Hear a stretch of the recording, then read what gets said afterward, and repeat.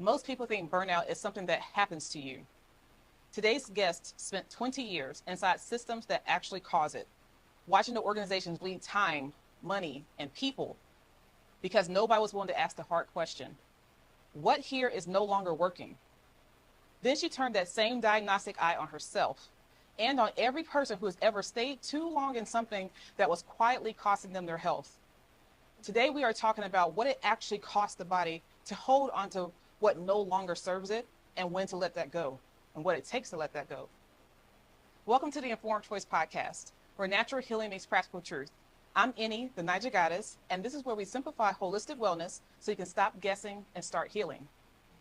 Today's guest has spent 2 decades in some of the most demanding rooms in corporate America, first as an electrical engineer, then as a Lean Six Sigma Master Black Belt, solving all kinds of problems that people never see, the ones buried inside broken systems, wasted time, and processes no one has questioned in years. She holds a degree in electrical engineering from Clemson University, an MBA from Stetson University, earned magna cum laude, and a doctorate in education from Capella University, specializing in performance improvement leadership.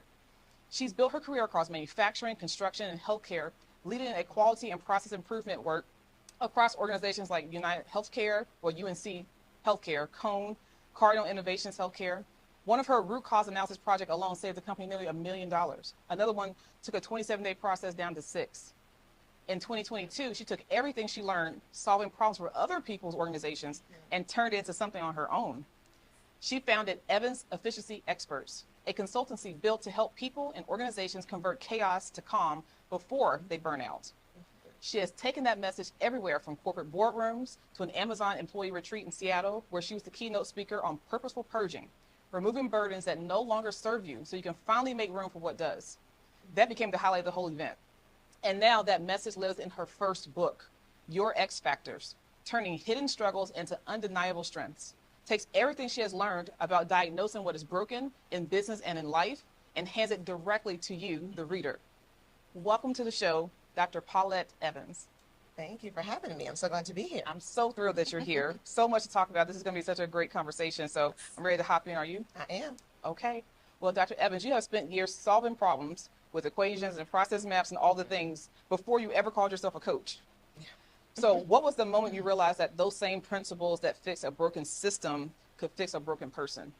So this goes back to when I first fell in love with the equation that is the premise of the book. So I was an electrical engineering student at Clemson University, and we were in a Calc 3 class. You have to take 4 levels of calculus to get through engineering.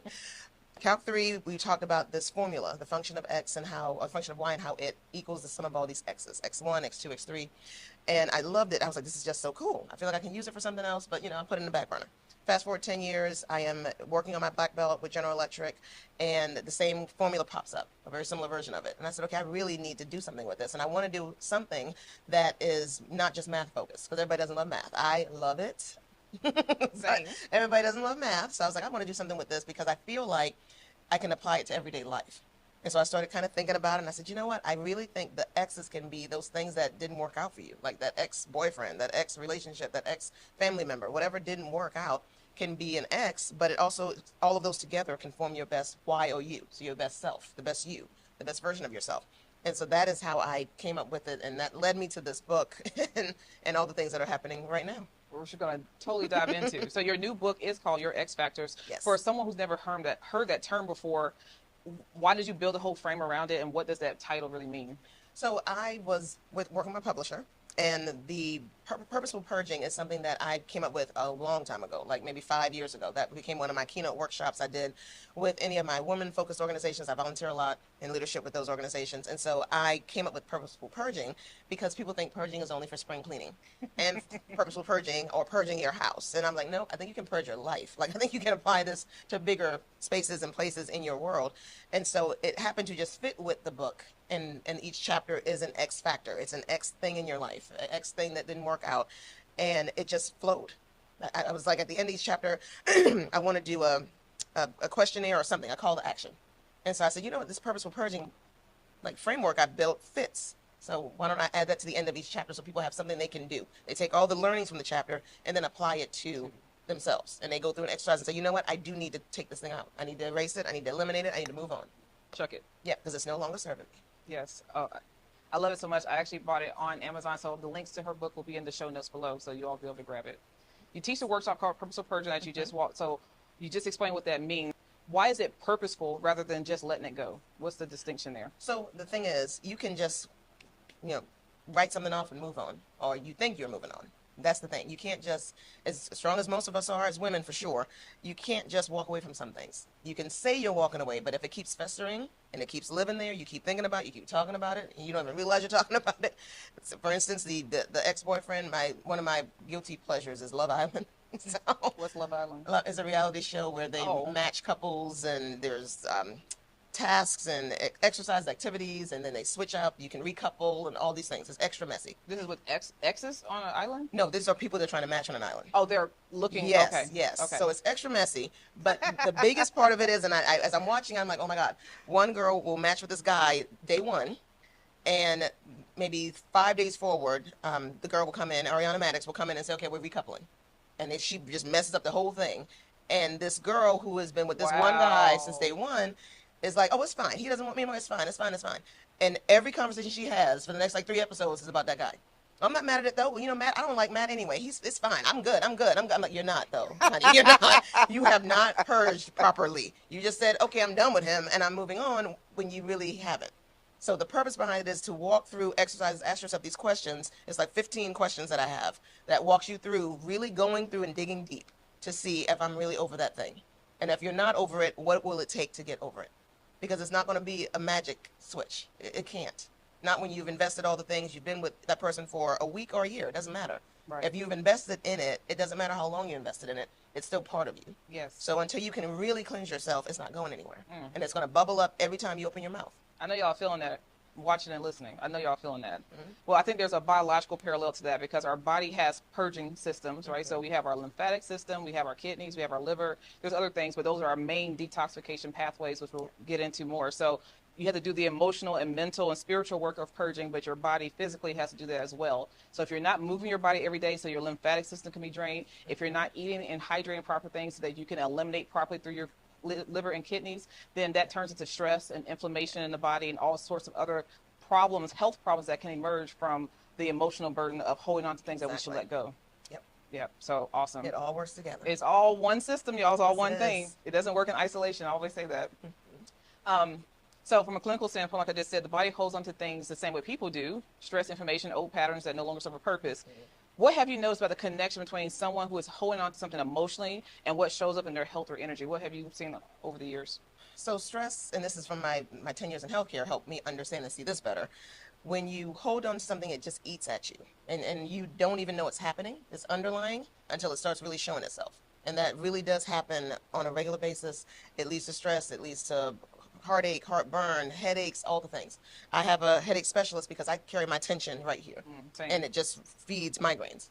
So I have to get injections to calm this area so that I don't have migraines all day, every day.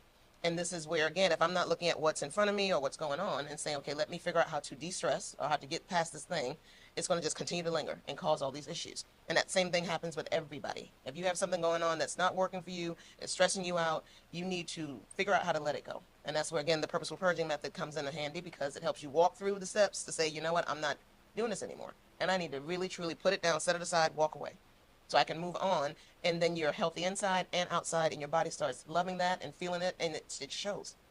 It's going to come to the surface either way. Yeah. I mean, so you just have to figure out how you want it to show up, as a negative or a positive. Just to amplify what you just said, stress, as you know, is a silent killer. It is. And being in healthcare myself, I'm always my own guinea pig. So I run blood tests on myself. I'm always testing myself. I guess you probably do the same thing. Yeah. And I just for no reason, because my A1C is 4.9, but I wore a continuous glucose monitor for 7 months. And I saw in real time, with real data, that things that I thought I wasn't really I might have been annoyed to myself anyway, because I have this ability which has its definite pros, but certainly its cons, to compartmentalize things so that I can focus on a mission and get it done. Yes. And I'm able to accomplish a lot, but I don't take heed or take notice to what's actually affecting me, because I'm like, the focus is this, so that's irrelevant, right? However, my body was taking note. So even when I thought I was mildly annoyed, my blood sugar was shooting through the roof. And not just temporarily, like for the next 2 or 3 days. Yep. And when I saw that happen, that's why I did it for so long, for 7 months. And I saw that in real time. I said, wow, I'm really damaging myself. And I'm out here preaching a wellness message. And I need to do a much better job at, one, recognizing my stress, identifying it, and then mitigating it quickly. Because clearly, even when I'm like, so when I'm actually truly upset, I can't even imagine what's actually happening. The same thing happened with like blood pressure. My blood pressure always been textbook like 115 over like 68 my whole life, no matter what. But annoyed with bad customer service before a doctor's appointment, it was shot up. And I said annoyed, not angry. It was like 200 and something over like 90. And I was just pissed. I wasn't even like mad. And I said, wow. Yep.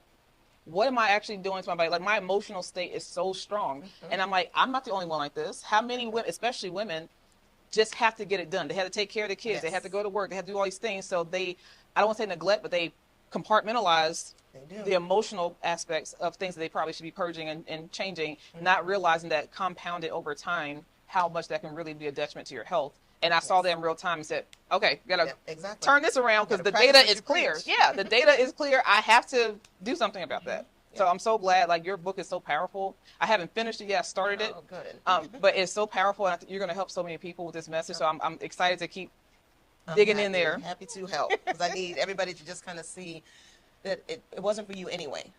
Like, that's the part that is, and I understand it doesn't work out. It's too fresh. Like, that hurt, that pain is very real. I'm not glossing over that at all.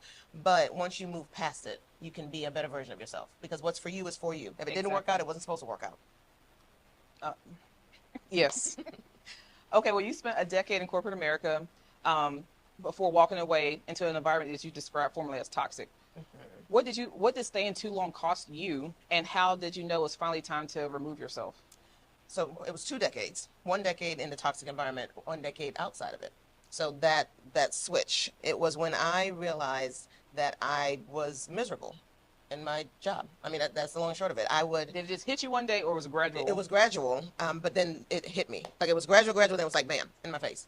So I would wake up every morning and will myself to get out of bed. Like, I'd lay there and be like, okay, you got to get up. You got to get up. You got to get up. And I'm like, I just don't want to. I don't want to. I don't want to. And I'd make myself drive to the office, and I'd sit in the parking lot in my car for 5-10 minutes, willing myself to go in the building. And I think the one day that it really hit me was I got out the car, and the security guard was like, are you okay? You were sitting in there for a while. I was like, wow. Okay. Yeah, I'm good. And I walked in, I was like, oh, God, I didn't even realize I was doing it until somebody, like, showed it to me. And so spent the whole day, my 12 hours or whatever, typical day, putting out fires, not really getting anything done, left, drove home, and I was like, what did I accomplish today? Like, what did I get done today? And I would walk in the house oh my God, and rant for about an hour and a half straight. And my husband and my dog would just be sitting there looking at me, because they couldn't help. But and it's not fair to them. They didn't want to interrupt. Yeah. And so it was that every day. And when I started reflecting, I was like, you know what? This is not working. And the last straw was when my current boss, we were in the middle of performance evaluations, and he thought it made sense to tell me all the things he didn't like about my performance first, and then get into what I was doing fabulously. And I'm like, nope, I'm shut down. I'm not even hearing you right now. He hasn't heard the sandwich approach. Exactly. I was like, and it was petty stuff, like silly nonsense about how some of the workers, this was in manufacturing, this was my manufacturing gig, and there was probably 7 of us who were salary employees in that location. I was at the plant. And I would work, just random hours. I'd work early in the morning, I'd come in and sit for, 8 hours, I'd leave because I had a volunteer thing, and then work about 4 hours in the evening at home. All he saw was, or all the workers saw was that I would leave at 4 o'clock. And to them, I was done for the day. And I'm like, no, I'm going to be working from 9 to midnight. Once I get back from this organization work that I have to do in my volunteer life. But no, you don't see that part because you didn't ask. You just made an assumption. So him bringing that up meant he really didn't understand what I was doing or valuing the efforts and the work I was putting in. So that night, I said, you know what, I'm done. And that's when I started putting out feelers. I said, you know what, I've always been curious about healthcare. Let me see if I can find something that can serve me there. And I've stumbled upon this position, and it said, healthcare experience preferred. I said, okay, not required. But I would let them know that quality is universal, and I would bring a different lens as an electrical engineer. And I got hired for that job and walked away from that toxic environment, and it was the best decision I ever made. But it did take, again, that guy showing me, putting that mirror up and saying, you were sitting in that car for a while, are you okay? And then me reflecting once I started thinking about it. And then the last straw was the disrespect of the manager. And me saying, you know what? I do not need this. and I'm gonna walk away. Right. And that's what I did. Oh, I so can relate to that. Yes.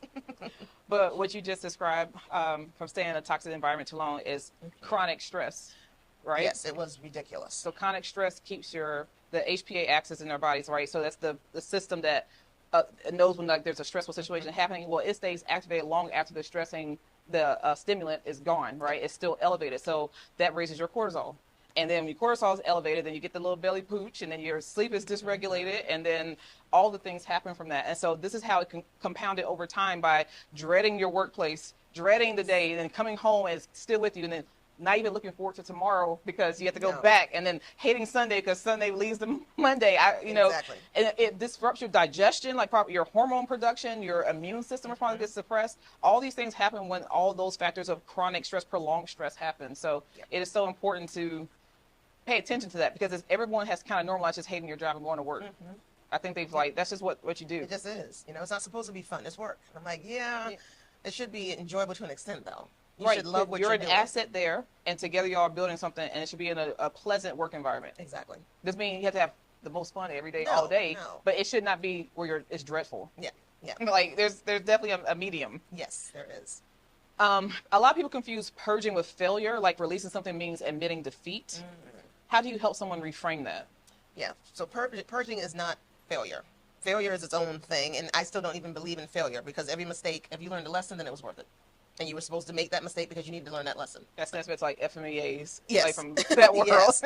It's you know water's wet, but you got to touch it to make sure. And it's that thing. If I screwed this up, it was because I needed to screw it up. Otherwise, I would continue doing it the wrong way. There's no failure, there's only learning. Exactly. So purging is the choice to walk away from something. It is not failure at all. It is saying this thing doesn't work for me, and I need to let it go. For me, the quick purge I do every day, and it's running constantly for me, is whether or not this thing or person or situation will yield a positive ROI. Now, that return on investment, everyone wants to talk about the finances and the dollars, and I love the dollars. It's important because everything costs, and it costs to live and all the things. However, for me, ROI goes down to my happiness, my fulfillment, my joy. To me, I question every single situation when it shows up at my front door or on my phone, whatever. Is it going to yield a positive ROI? Am I going to have a headache at the end of this? Because I don't do free headaches. So am I going to enjoy the situation? That's a t-shirt. I don't do free headaches. No free headaches. Because I love volunteering. But am I going to volunteer for this organization and I'm going to dread it? Like the phone rings and it's the president of the organization. I'm going to say, oh, God, what does she want now? That tells me that I should say no. So for me, is it going to yield a positive ROI? That's the first question I ask myself when anything shows up. Email, phone, whatever. Because I get to choose yes or no. And then once I've said yes to that thing, if it starts taxing me, then I have to go back and, okay, am I still feeling that positive ROI? No, I'm going to have to walk away. And I've done that with a couple organizations, the job, with a lot of things. Some family members, I've had to really say, you know what, is this in my best interest? And you have to be selfish to be selfless. So I am very selfish. I will think about myself first because nobody else will. And that's the reality, folks. You can be married, you have children, all the things. They are all thinking about themselves before they're thinking about you. So you have to think about yourself first. So I ask myself that question when I need to evaluate what I'm doing or when something shows up. And I say, you know what? Let me think real quick. No, this is not going to be a good fit. I'm going to go ahead and just say no. A branched off question from that, because I hear that your answer is when you're reframing it, it's like, okay, what's the ROI for me? Some people I've noticed from clinic and just general life, they are not very in tune with themselves and they're not sure or they're straddling the fence and they're very indecisive. So for those types of people, would you apply the same thing, or what other route would you give them to help them reframe that the purging is not failure? Yeah. So if you're on the fence or you're halfway, and one of the things with the questionnaire, I'll call it, it's part of it is, can you do all or nothing? I'm an all or nothing person. I'm either yes or no, I'm black or white, I'm happy or sad. Like I'm mad or I'm good. There is no real in between. But some people need a little minute. They are in that zone, and it's okay. They're great people. Yes. So when you're walking through the questionnaire, I tell them, is it a yes or no, or is it like all the way yes, or is it somewhat yes? Because then maybe you need to do a gradual step down. Maybe you need to give that person or situation one more chance, just to make sure it's really not serving you. You can't do okay, I'm done. You need a little minute, and that's okay. I tell people I want to meet you where you're at and help you understand how to get to the next step. You can't do all or nothing and that's fine. You don't have to. Tell me how you process. Tell me how you get through things. Tell me what works for you. Because if you need to do a gradual step down, that's perfectly fine. But you're going to have to hold yourself accountable and say, okay, I'm giving this situation one more chance. And then I'm going to run it back to the purge questionnaire, and I'm going to say, okay, no, for real, no, it really isn't serving me. Because sometimes you just need to give it another chance or test it one more time. That way you walk away with no regrets. And you're Exactly. like, I gave it my all. Exactly. It did not work. I tried again. It still didn't work. Okay, it's not me. It's the situation. I need to be done. And that works out fine for a lot of people because they sometimes just need to do, especially with the family member part of it. Yeah. They feel compelled to try one more time, and that's okay. But at the end of the day, I need you to come back to, is it serving me the way it needs to? Am I getting something fulfilling from this relationship? Is it making me happy? Is there any reciprocity? Yes, is it just it has a to be one-way reciprocity. thing? Yeah. So going back and testing one more time is perfectly fine. But coming back to that purge methodology after that is necessary. I love it. Okay. Okay, so you talk about the difference between something that didn't work out and something that was never supposed to be yours. Mm-hmm. How does someone tell the difference in real time? You see how I told you I started the book. How does someone tell the difference in real time when they are still in the middle of the pain? Mm-hmm. So I know it's not easy. Yeah, it's not. It's not. I think about people going through divorce, going through terrible illnesses, and they have to deal, or a family member that might just passed away and they're doing probate stuff. You know, those types of situations where you're in the middle of it, and it's kind of hard to be objective when it's emotionally charged. Yes. With, you know, and you really care, and then you're at opposite ends of, you know. So what's your suggestion there? So this is one of those things where, like I said, there is no failure if you learn from it. All mistakes are necessary. Yeah. Unfortunately, pain is a necessary evil. It's kind of like when you look at nature. I'll use Mother Nature because she is always working and doing what she's doing. But you can't appreciate the sunny days if there isn't some rain. Like, it can't always be sunshine, rainbows. It just isn't going to work that way. And life isn't built to work that way because we have to have some pain in order to experience the pleasure. Because if you don't have the pain, how can you compare it to something else to know that this is pleasure? This is good. Right. And to appreciate it. Yeah, you have to have the bad to have the good. It's just opposite sides, black and white, same black and white, what I love, polarizing. But you have to live in some uncomfort every now and again to appreciate the comfort that comes after it. And getting even further and deeper into it, you're never going to be put into any situation that you're not strong enough to overcome. That is just a fact. We're built to overcome the hard things and do the hard things and get past the hard times. So in that moment, it will suck. I mean, like, it feels bad, it hurts. It's all the things that you don't like and you don't want to experience. But on the other side of it will be the sunshine. And so it's getting through that rainstorm and that thunderstorm, that hurricane, and coming out on the other side. Again, doesn't feel like it in the moment. It's, like I said, the pain is too fresh, it's too present. But once you get past it, you're going to be so much better off because of nothing else. You've gotten through this hard thing. You've done it. And now you know you can. But also you're going to experience the results of that work, whatever it might be, whatever hardship or pain or issue it was. You've gotten past it. So now you can move on to the next thing. So what I hear you saying is walk through the storm. So don't stand in place and keep getting rained on. No. Keep walking through the storm and knowing that sunshine is on the other side, at least eventually. And if we put that to the health side, I can liken that to someone knowing that they're having a health crisis, but they're still having severe cravings and they're still eating all the terrible things, but they feel like their body's telling them to eat it because of these cravings. And so instead of succumbing to them and saying, if I can just hold out and just do the right thing for 2 or 3 weeks, my body will thank me. The proper good gut bacteria will request the good things instead of the bad things if I just see it through and just. Some people feel it's suffering, like when they're trying to change and eat healthier and eat cleaner and do the healthy lifestyle changes because they haven't been doing it. It's not a habit yet, right? So if you just keep walking forward, just doing what you know is the better thing to do, that you will get the benefit, even though in the very moment you may not. It's hard to see. It's hard to see and that feel. Storm is coming. I mean, it's pouring down, it's torrential, and you're like, I can't even see my hands above wet my and face. cold. Yeah, but the one thing I guess it's kind of like a mantra for working out, going to the gym, getting on the treadmill, whatever it is. You can do anything for 5 minutes, and then 5 more minutes, and then 5 more minutes, and before you know it, it's an hour. Before you know it, it's a day. Before you know it, it's a week. So build that way. Again, nothing is easy, and I want everyone to understand. I'm never going to say everything is easy because it's not, but it's worth it. So 5 more minutes, 1 more day, 1 more week. Just one step at a time. Exactly. And I always like to tell people, be kind to yourself, okay? Yes. Like you're on the path. You've already made the decision that you want to do better, which is half the work, right? Yes. So you took that first step. Celebrate that first step because you've taken the step, right? Otherwise, yesterday you didn't, right? So Exactly. today you did, and today you're alive enough to do it. So be kind and gracious with yourself. Yeah. Yes, please do, because everyone else is beating you up, whether you realize it or not. The world is very rough, it's very tough. I tell my women, mostly women, I tell them never tell yourself no, because you're going to get 1,000 no's all day long. So you cannot be in that audience. You cannot tell yourself no. I tell myself yes every day, and I go and do all the things I want to do. I was telling somebody the other day, I said, I don't ask for permission. I also don't ask for forgiveness. I just do what I do. So I mean, I just That's a do new what I one. do. That's a new one. Okay. So make sure you tell yourself yes every day. Anything and everything you think of that you want to do, want to try, say yes. Because you're going to get the no's. They're going to come whether you ask for them or not. The no's are That's nothing but plentiful. the truth right there. Plentiful. So don't be in that audience. Never tell yourself no. Okay, I love it. All right, so your framework, as you mentioned earlier, came from a calculus equation that you saw about 20 years ago that you've carried with you, right? Yes. What is it about that particular formula? You kind of said it, but let's kind of dig into it. That made it stick, and how does that translate for someone who's never like math a day in their life? So how do you tell to the person like, don't, as soon as you say calculus, I'm checked out, right? Yes. Yes.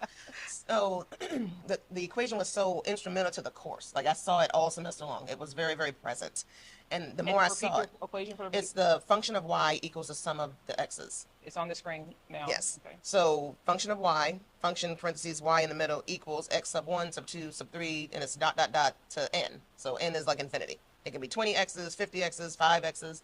But seeing it and starting to think through it as I had to use it often while doing homework and on tests and all the things, it stuck with me because I just loved it. I was like, this is the sum of the parts equals the whole. That's the overarching message there. It's in everything, because when you look at your life, when you look at your upbringing, your being right now, your current self, you look at your family, your friends, your whole life. When you start looking at everything you have, it is you, and you're the sum of all these things. Like you're a mother, you're a wife, you're a sister, you're a daughter, you're a niece, you're all these things. You're a teacher, you're an educator, you're a professional, you're an executive. I mean, you're so many. We as women, for sure, we are so many things all at once. Like we don't get to take off the hats. Like we can be 20 different things right now in this moment, but it's all still you. And so the sum of your parts and all the things that you are make up who you are. And so that is what stuck out for me. Like as I kept thinking about it over the course of the 20 years. So even when I was working on my black belt and it popped up again, I really started like doubling down on the fact that, oh my goodness, this is like something. I can do something with this that's way past math. And so that is what stuck out for me. It's that we are the sum of all our parts. And there's no way to look at it any differently. I mean, you can't like say, okay, I'm not going to be a daughter today. I'm not going to be a mom today. I'm just not doing that because I don't feel like it. Yeah, you figure it out. I'm doing something different today. Tapping out today. Yeah, we can't do that. We don't have the luxury of doing that. Nor would I want us to have that easy button, because when you take away one part of yourself, something shifts and you're no longer your authentic self. So all those parts have to come together because they create you as this magical being, and doing all the things you do every day and showing up how you show up. All of it works because it works together, and it has to. Yeah. For the people listening now, specifically the woman who knows she's holding on to something that's no longer sober, like she knows it, whether that's her relationship, her job, or an old version of herself, where does she start? So it's going to be some self-reflection to begin with, asking yourself, what am I not happy with? Like, what is it that is keeping me up at night? What is it I'm dreading? Again, like I said, that phone rings and it's that person. You're like, ugh. Where are you doing those things? Like, how are you showing up in this space where I'm like, oh, I don't want to do this, so I don't want to talk to that person, I don't want to see that person. Where is that happening? And start peeling back the layers of that onion to figure out. So analysis first, like an evaluation Yes. of where you're not feeling drawn. Yes. Okay. How are you showing up? Okay. Like, what is not working well? What is not sitting well with you? Where are you feeling dread, anxiety? Like, I would sit in that car in the parking lot for 10 minutes before I walked in. Where are you showing up like that in your life? What is that thing that is not working, but you think it is, but it really isn't, and you just haven't had a chance to sit down and say, you know what, let me question this for a hot second and see how I'm really feeling about it. So starting there and then walking yourself through that purge methodology is the second part. And then coming out again, either you give it one more chance or you say, you know what, I think I'm gonna walk away, and I'm okay with that. I love it. Okay. You said you want people to understand that outside of all their X factors, that they can still be their best selves. What does that actually look like in practice day to day? So it's really understanding that that thing is no longer serving you. And I know we say this a lot. It's easy to say. It's harder to do the work. But again, at the end of the storm, that hurricane is going to be sunshine. You cannot keep doing the same thing expecting different results. Definition of insanity. You can't do it. So in order for you to be able to move forward, you're going to have to say, I have to let that thing go. And again, it's not easy to say. It's easy to say, not easy to do. But you're better for it. But you're better for it. It's very difficult sometimes to walk away from that thing, depending on what it is. If it's something very superficial, then it's easy. If it's something deeply rooted, not so easy. But at the end of the day, you still have to figure out how you're going to walk away from that thing and accept it and move forward. And yeah, like I said, I don't want to I don't want to oversimplify because I have a tendency to do that sometimes because that's the black and white in me. I oversimplify. I'm like, okay, this is really not that difficult. just A to B, C, just keep it moving. But with things like this, it may be a little harder, and that's okay. But you have to move past the thing that is no longer serving you. And once you realize what that is and you accept it, then you can start taking step by step and figuring out how to keep moving every day and be better off, seeing yourself as a better version of yourself. Because it's hard to see it when you're in the middle of it. Yeah. It is very hard to see it. But once you get past it. But you feel it and your body's responding to it. Exactly. Once you get past it, you will feel that relief and that instant-ish gratification and the joy and, again, that positive ROI that I talked about. You start seeing and feeling that positive ROI. And that's what's going to make you realize, you know what? I did the right thing. I made the right choice. Walking away was the best thing I could have ever done. So this was an incredible conversation. Is there anything that I didn't ask you that I should have that will just add more color for the listeners and viewers? No, I think these were great questions. Okay. Yes, great questions. Well, the question I ask every guest that comes on the show, our final question is, if you can tell the viewers or listeners to make one more informed choice this week, what would that be? I would say to put yourself first in every situation, no matter what it is, because we second guess ourselves or we're wired to put everybody before ourselves and to serve everybody around us, and we don't even think about ourselves sometimes. So if that person's wired like that, how do they put themselves first? Like, what are those steps for them to do that? It's not even a step. They have to just choose to put themselves first. Do they know like what that that one? looks like? I don't know if they do, but I want them to start questioning it. Oh, okay. Yes, just start questioning what you do every day. And even if you're a journaler, then at the end of the day, as you're doing your journaling, say, okay, who did I put first today? And just start listing people or things you did. Or what did I do today that was significant? What did I accomplish today? Once you start listing all those things out, then go back through it and say, okay, where am I in here? Like, what did I do for me? Did I do one thing for me today? And if the answer is no, that's your first sign that you're putting too many people in front of yourself. See, that's a great tip. So if you're a person that you're not even sure if you're doing that or don't know how to put yourself first, whatever self-reflection practice you have, be it journaling or whatnot, when you've done that self-reflection, are you showing up in that self-reflection? Yes. Are you of your anywhere day? In the list? Yeah. Like that whole day you've done 20 things. Are you in any of those? Was there self-care present in any of those actions that you took all day long? If the answer is no, then that tells you, okay, there's a problem. And the next step is, okay, where am I going to put myself tomorrow? Where am I going to show up in here? And it may be number 10 on the list of 20. It may not be number 1 because you're not there yet. So you may not be the extremist but that you're I on am. the list. But at least you're on the list. Now, by the next week, I'm going to need you to be in the top 10. I need you to show up like in number 5 or 4 or something. And then the next week, number 2, and the next week, number 1. At some point, you have to at least start the day with yourself in mind, top of mind. Because everybody else around you is doing that. They sure and they're are. relying on you to put them first. Yes. So you have to put yourself first in all the things you're doing. Because that's how you're going to get to that best version of yourself. That's how you're going to get to the sanity and the health and all the things, because you're thinking about yourself. No one else is thinking about you first. So you're going to have to do that for yourself. And we are capable, strong women for sure. We can do these things. You can put yourself first. You've been programmed to think you can't or you shouldn't. And I hate that word, should. And there's guilt associated with that. Exactly. That's a societal thing that's trying to tell you you should do these things in this way, in this manner. Ignore all of that. Put yourself first in all the things that you do. This is a beautiful message. I know it's resonating with a lot of listeners and viewers. So how can people work with you and contact you? Give them how they can get to know you. Yeah, so my business, Evans Efficiency Experts. My website is that, evansefficiencyexperts.com. I am on LinkedIn, Instagram, Facebook. My handle is at Paulette J. Evans. Email is paulette@evansefficiencyexperts.com. So I think that's it. All the links are in the show notes, guys. Be sure to reach out to her. Thank you so much for doing this.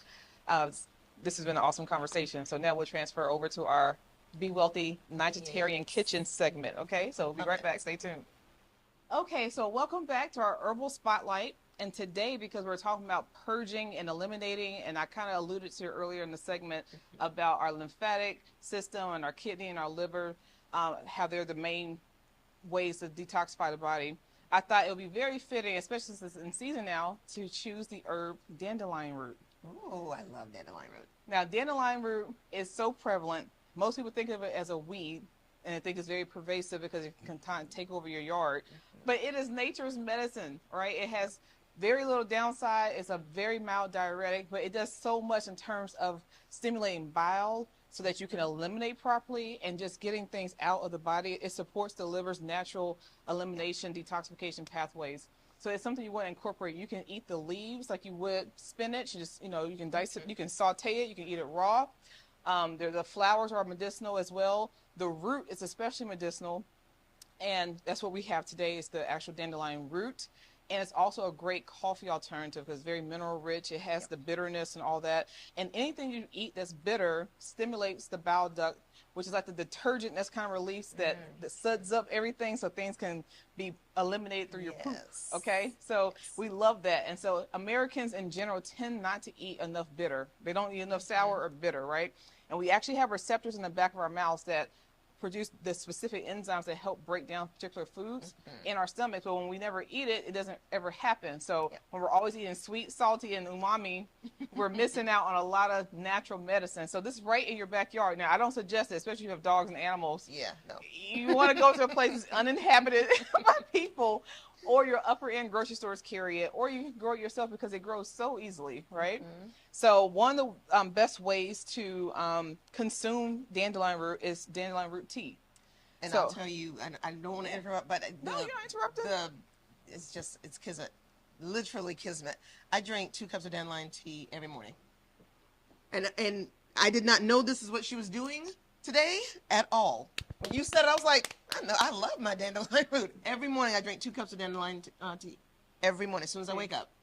She don't just talk about it. She's all about that, okay? She's that girl, okay? Okay? No, dandelion root is a great way to do it, but you can also do it in tincture form. You can also do it in capsule form because, again, it is a bitter. Now, because a lot of people don't like to consume bitter, I'll tend to add stevia leaves to the dandelion root tea to cut some of the bitterness and some of the grass notes that are there, so it makes it a little bit more palatable.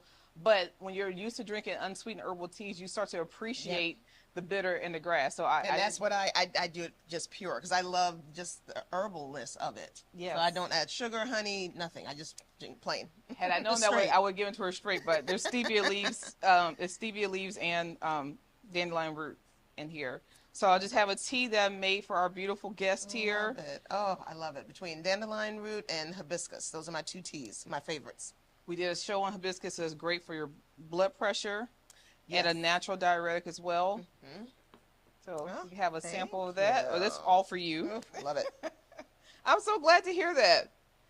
That's good. The stevia, I like the stevia leaves with it. It just balances it. It softens it. Yeah. Yeah. Yeah. Yeah. And so for the person who's not used to it, it can be palatable, more palatable for them. Yes. Oh, delish. Awesome. Awesome. Okay. Well, continue on our detoxification path. Continue to drink because we're going to put our stuff together, right? Welcome back. This is the Be Wealthy Vegetarian Kitchen with our lovely guest here.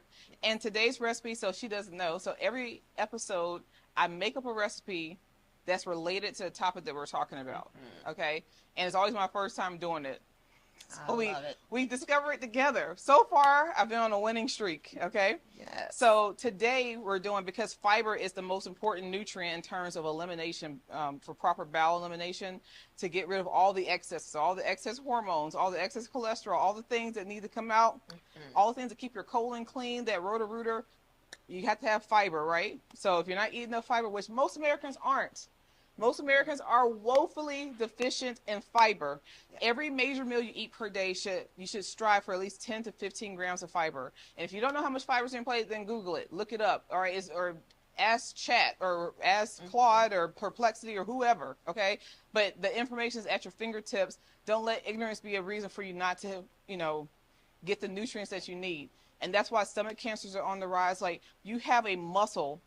It's a muscle. So if you don't work it, if you don't eat enough fiber, that muscle just becomes like when it atrophies, right? It's called peristalsis. So when you swallow and you eat foods with fiber, it undulates like a snake, right? That's what's happening in your body. And if you're not eating enough fiber, meaning if you're eating tons of meat and cheese and eggs and all the things that have absolutely no fiber in it, and you have like a little sprinkle of spinach or something occasionally, the peristalsis is not happening, all right? So you need to keep that muscle. If you're working out, work out your colon as well, Yes. and eat plenty of fiber. Okay, aim for 10 to 15 grams minimum per major meal. So that means snacks are not included. Okay, but for if you eat a breakfast, a lunch, or a dinner, because you don't have to have all three, but if you choose to, make sure it's 10 to 15 grams per. So this dish we're making today is 16 grams of fiber.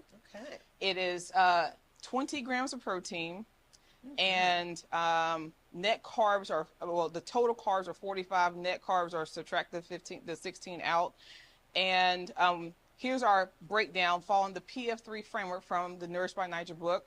So we have our protein, fiber, fat, and flavor. That's the PF3 framework. Like it. So our protein sources, we have our chickpeas, and we have hemp and tahini, which are also our healthy fats.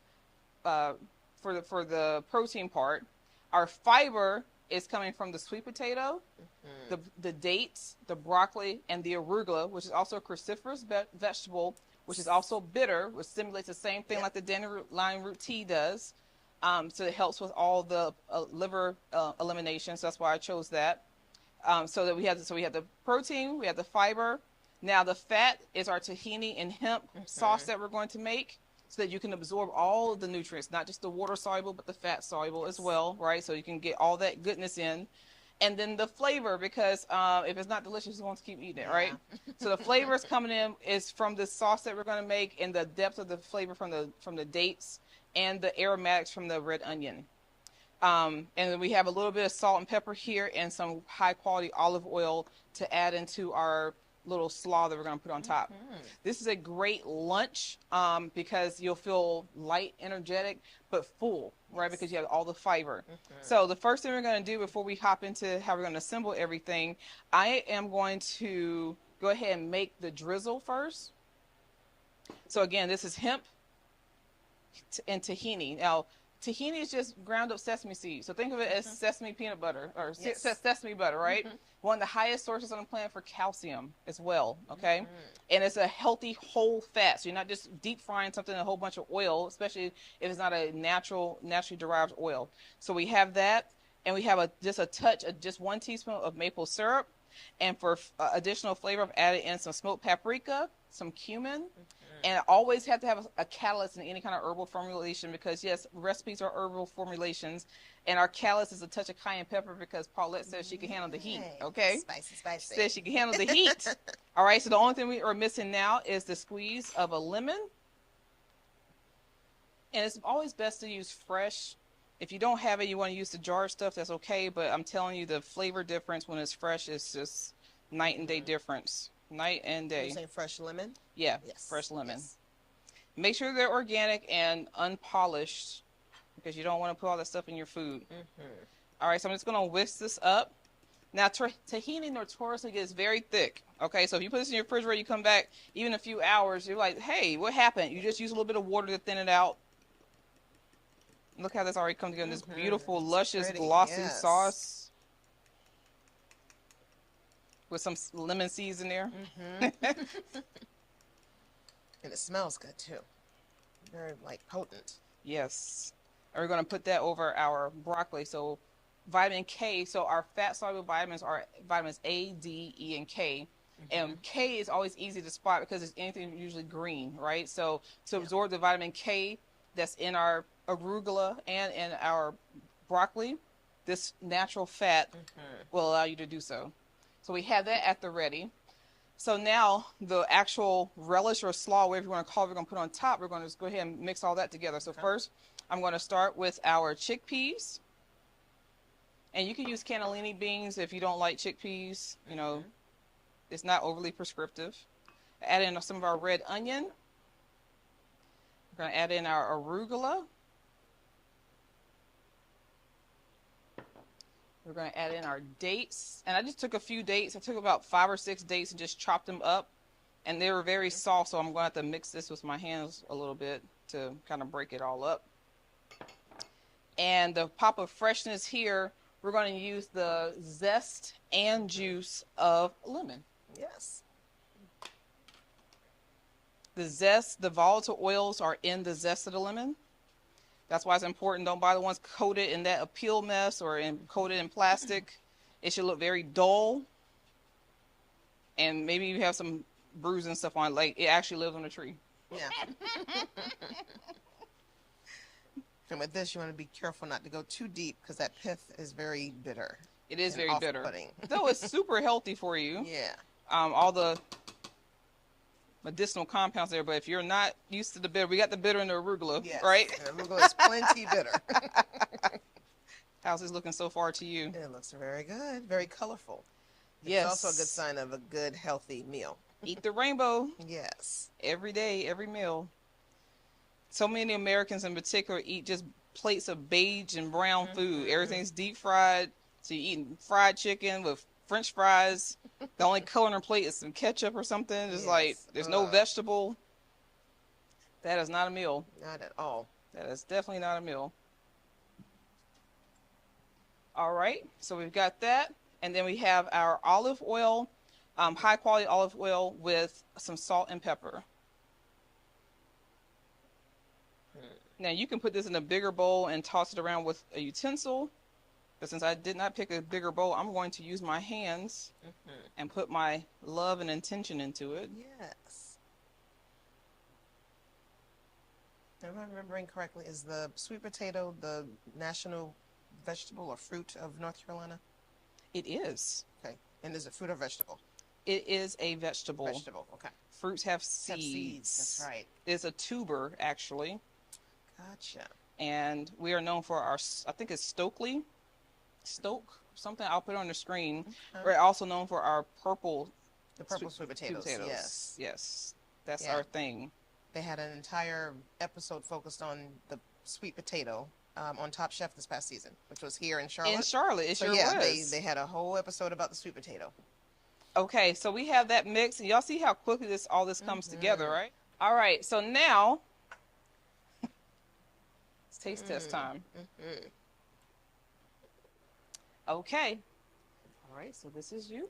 Thank you. We're going to get Dr. Evans here served up.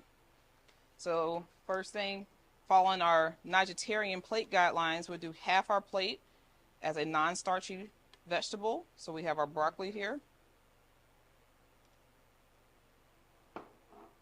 We're going to drizzle that broccoli with the tahini sauce that has now gotten quite thick.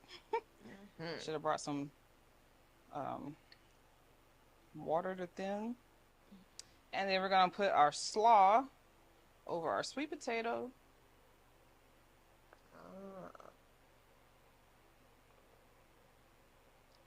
Beautiful. Absolutely beautiful. Wow. Here you go. This is gorgeous. So vibrant. That's the right word. So let's see how it tastes to see if she likes it or not. Start with the broccoli and the tahini sauce. Okay.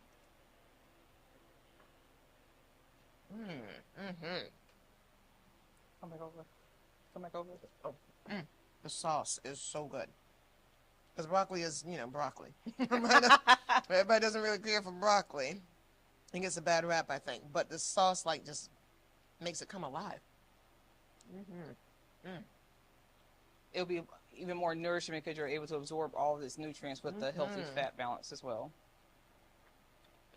Get to the slaw.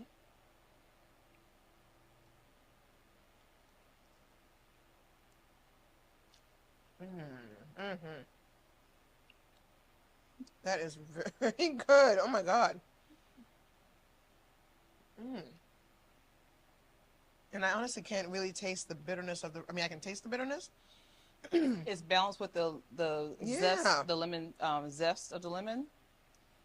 It is just It cuts it. very reduced in its bitterness. Because arugula will punch you in the face. Because arugula is a little bit bitter and a little bit peppery, which is why actually I love it. It's one of my favorite go-tos for like a salad. But if you want to cut it, the lemon zest really helps with that, along with the lemon juice. And then you're also eating it with the sweet potato, which is sweet, so that helps that.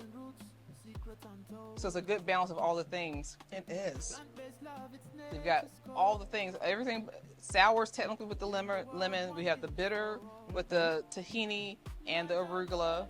We have the umami from the hemp that's in there, and I would even say the dates when they're kind of caramelized like that. And we have the sweet from the dates. Yes. And the salty from the salt and pepper that's added. It's delicious. Yes. So you would eat this at home? Oh yeah, absolutely. By myself, because my husband would not. It's way too green. Way too green. Oh way, no. way too green. Oh no. I love green. I love veggies. I love green veggies. I'm not so much. I have to force him to eat veggies. So this would be Paulette's dinner. Okay. Yeah. Well, the tradition on the show is that if the guest loves the food, they get to take it home with them. So this is all yours. Thank you. It's all yours. And I'm so happy about this. And as you all know, if you're interested in the recipes that we have on any of the shows, you can get the meal plan down below. All the recipes that we've had on every episode are there, plus all the other things that you can create amazing plant-based dishes at a drop of a dime that have been tested by yours truly and are all very healthy, balanced, and follow the PF3 model, the framework. So yeah, I'm so glad that you came, that you liked the food, that you shared your knowledge. Be sure to get her book. It's really powerful, and to really assess what you need to purge out of your life so that you can live your best life, which is what this whole thing is all about. Exactly. That's what this whole thing is all about. But guys, thanks for tuning in, and until next time, heal naturally, live vibrantly. It's a wrap.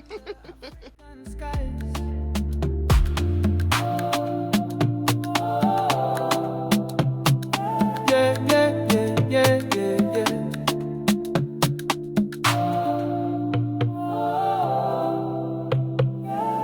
yeah, yeah, yeah, yeah.